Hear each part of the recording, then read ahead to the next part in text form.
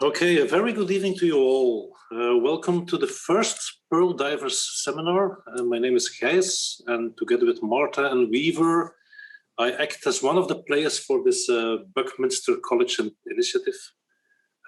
As stated by Marta, I will give a very short introduction into the concept of holoptism or holopticism, depending on what website you're looking at or what book you read. But not only the initial concept, but also the connection with ambicentrism and education, which is at the end the main reason why we are here. Let me see if I can move something on this PowerPoint, would be great. Okay, let's start with the quote. Getting an education was a bit like a communicable sexual disease. It made you unsuitable for a lot of jobs, and then you had the urge to pass it on.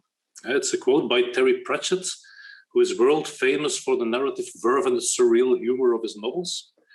And he was the first human that gave me insights on personal identity, the nature of destiny, the value of individuality. He spoke to his audience about the meaning of existentialism, the reality of universals, and the existence of alternative realities. A great guy.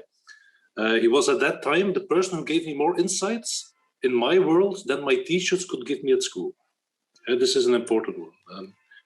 And now we are here, 50 years after his stunning comparison, talking about the same problem and discussing solutions on how to improve education. In such a way, it focuses on trajectories based on acceleration, asynchronicity, and divergence. And we talk about Buckminster College, which is a way to reinvent in a very responsible way this educational system for the formative years of human adolescence. So very short about this Buckminster College, because I had to find something to hook on. It's an ambitious high school project dedicated to fast and challenging learners. It's an exploratory learning, which can be defined as an approach to teaching and learning that encourages these learners and the educators, obviously, to examine and investigate new material with the purpose of discovering relationships between existing background knowledge and unfamiliar content and concepts. Within the same principles, and as a result, we will create an explorative community that thrives on building among sustainability, resilience, etc., existing to support the people that live, work, play, and learn in it. And a smart community, smart in every sense of the word, will be the result, or should be the result. Okay, there's much more than that. You can read it on the website, but as a very small introduction, this would fit. But bringing this intellectual capability to higher advantage needs more than just a vivid community and some regular out-of-the-box thinking educators. We know that. We have to change our educational narrative from an already evolved, separated but connected, to a whole as a unique entity. And only then we can create these large meshworks, evolutionary capable to display anticipatory behavior, transformativity, adaptively perceiving, and co-creating their own future. And this is important. It's about their future. And this is where the Epicentric and holoptic space concept will be important. So what is holopticism? Holopticism is a concept coined by Jean-François Noubel, a very interesting guy. And the concept exists as a natural property of original collective intelligence, the OCI. This is something that we will hear a lot in these lectures. It is noticeable in small groups that have the capacity to perceive each other and cohere around their actions. Clans of evolved mammals like big cats, wolves, elephants, dolphins, whales, some birds, ducks, geese, sports teams, jazz bands, army squads, even small villages, and obviously also our initiative, as we want to introduce this concept to the classroom. So in short, holopticism means the capacity of an individual to see the whole as a living entity in the collective in which he or she operates. So sport teams, jazz bands, they operate in an holoptical context because each player perceives the team as a whole and knows what to do. So therefore, in education, this collective intelligence should be the capacity of these class communities to evolve towards a higher order of complexity and a higher order of harmony, using innovation mechanisms like variation, feedback, selection, differentiation, integration, transformation, even competition and cooperation.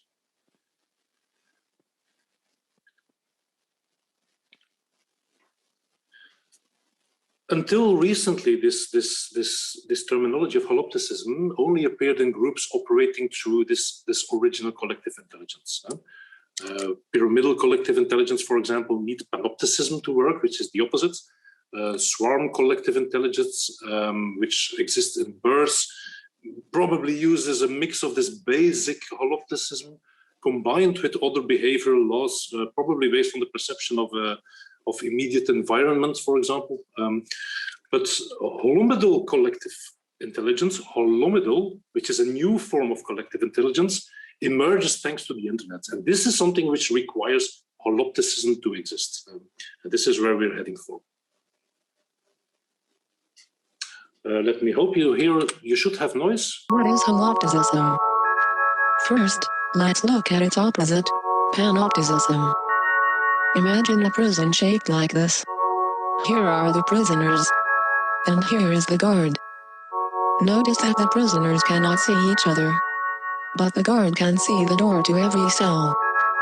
This makes sense in a prison. Because you don't want prisoners to coordinate their actions independently of the guard. This is the essence of panopticism. Now imagine a sports team. Or a jazz band.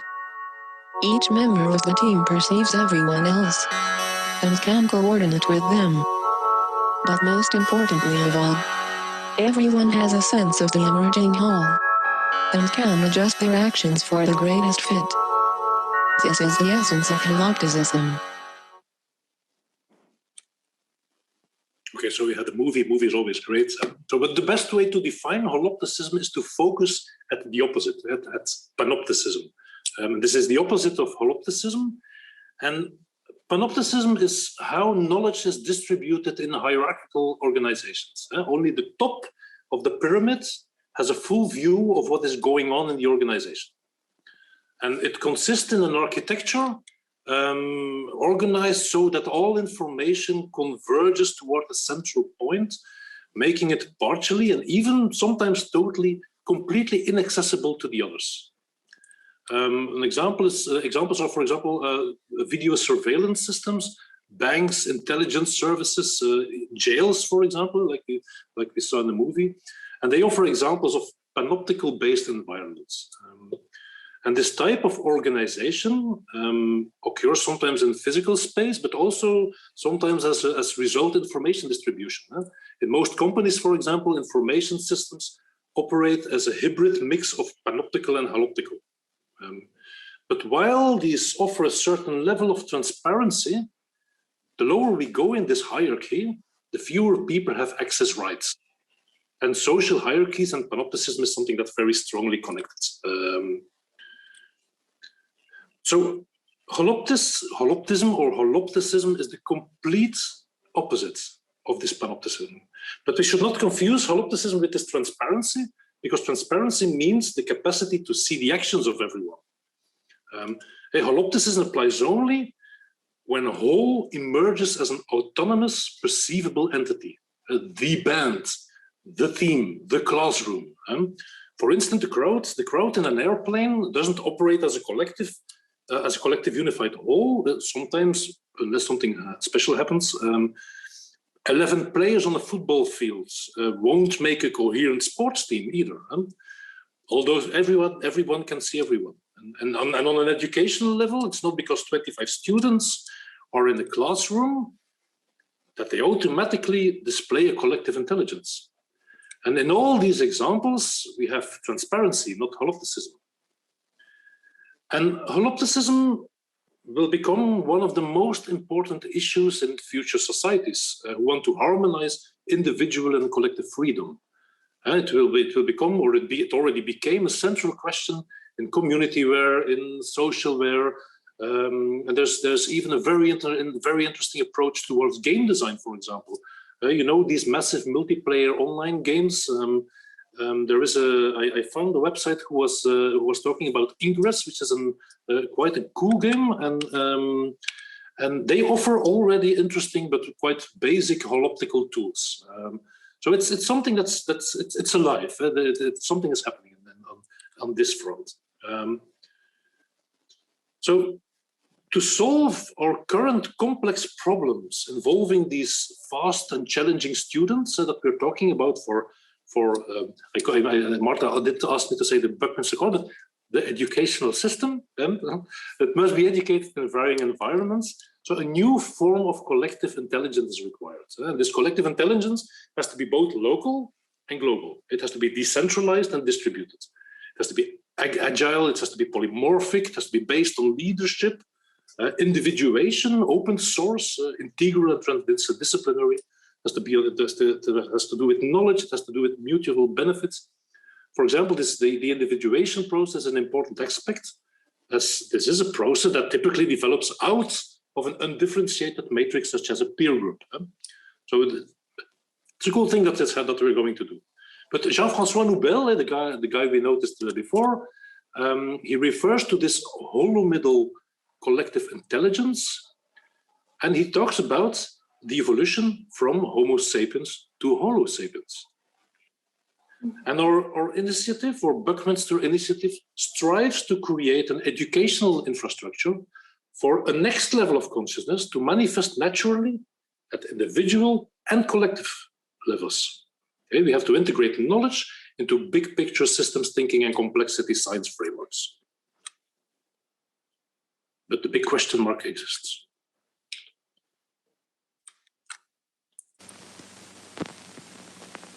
Mr. Grimes, mathematics teacher, is displeased with the progress of his 9th grade class in mathematics. You see what low grade you made on your weekly mathematics test? More than half of you failed. Most of those who passed just got by. Nobody had 100%. This is the poorest class I've had in a long, long time. Most of you have no foundation at all.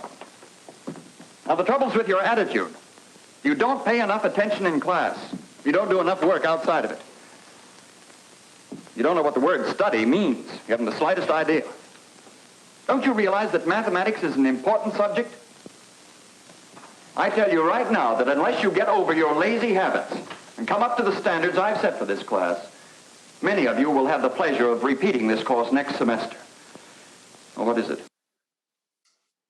So it's actually very fascinating to see how much has changed, but also how much has still stayed the same, unfortunately, in current education. So future educations should be the implied capacity and design of peer-to-peer process in a certain way that allows students free access to all the informations about the other students. Not in terms of privacy, but in terms of their existence and their contributions, which we call horizontal information. They also need to access the aims, the metrics, the documentation of their class projects as a whole, which we call vertical dimension. And this is, again, a big contrast with panopticism, or panopticism, which is very characteristic for a lot of school environments, where power and knowledge is exercised through constant surveillance and monitoring. Today, educational trajectories seem often designed to reserve total knowledge for almost a non-existing alien elite, while students only get access on a need-to-know basis, where either the teachers nor the students are fully committed. In a holoptical context, the student knows what to do because he or she gets informed by the whole. Individual collective actions emerge at crossroads of rules, agreements, players' roles, individual personalities and styles, and obviously the configuration of the school curriculum.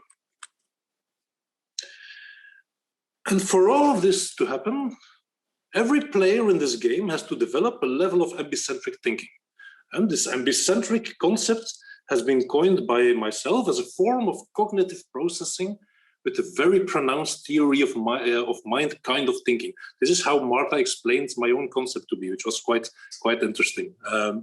So as such, students would develop a thought process taking the other student into account, not only as objects or topics of their own thought, but as a way of thinking that is incorporated in their own and almost simultaneously is in conversation with the other. And this all happening at the same time in their own minds. So the opposite of that, the opposite of this ambicentric thinking would be monocentric thinking. It is an approach toward education, which is thinking that's on behalf of one consolidated agent and thinking solely in a manner that this agent, which is myself, thinks. All the others are not voices in my mind, but just externally experienced objects and agents. So this ambicentric thinking process takes into account the importance and relevance of our students' own minds, but also recognizes that the same mind has a task in relations to the other students. And by training their consciousness and taking the other into account, we can prevent interference from the first organizing or deconstruction of a problem, of a complex problem, for example, into more manageable parts. The relevance of the possible action will be part of the thinking process itself. So in this momentum should be a segment in the identification of the problem, the determination of why the problem exists and what the consequences would be if no action is taken to solve it. And this requires some epistemic inclusion in our thinking processes, which contrasts with the more pragmatic way of thinking in our current educational systems, and what focuses on bringing ourselves just closer to the goal, the exam, the reports at the end. This way of thinking enables our students to uncover information about the other that is hidden at first sight. And it will help them to work, live, play in these meshworks I will tell you about in a minute.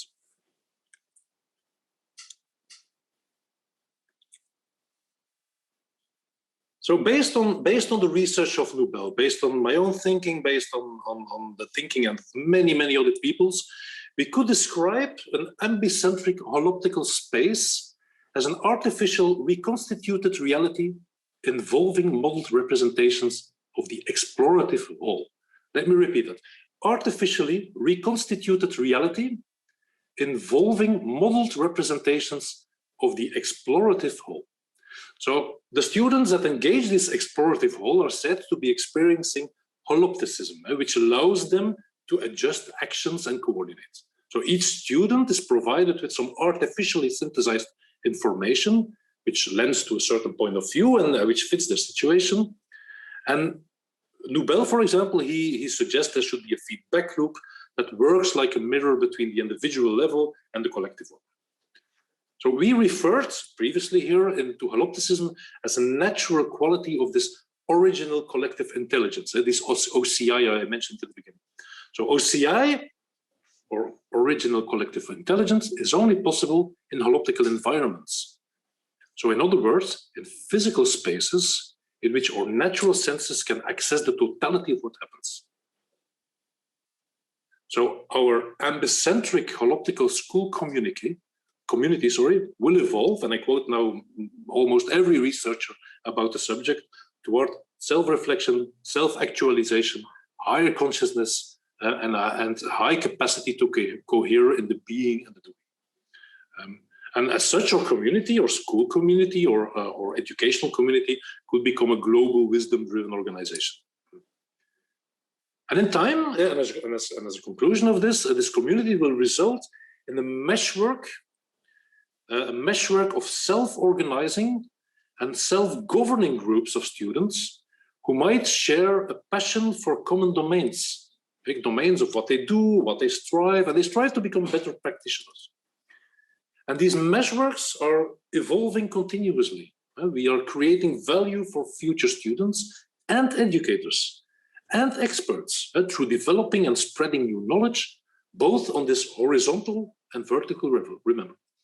So these meshworks will also include productive capabilities, and obviously we will foster this innovation, this exploration. So an initiative like the Buckminster College should evolve towards a community based on these meshworks that are multi-stakeholder social spaces with a very structured, ambicentric and holoptical collaboration across the realm of knowledge, and to achieve this common purpose, the actualization of the potential for acceleration, asynchronicity, and divergent in this cognitive developments. So let me end this little introduction with the same Terry Pratchett that we had on the first slide. Imagination, not intelligence, will make us human. So imagination aids in the development of, we know that imagination aids in the development of social, emotional, creative, physical, lingual, problem-solving skills in children and adolescents.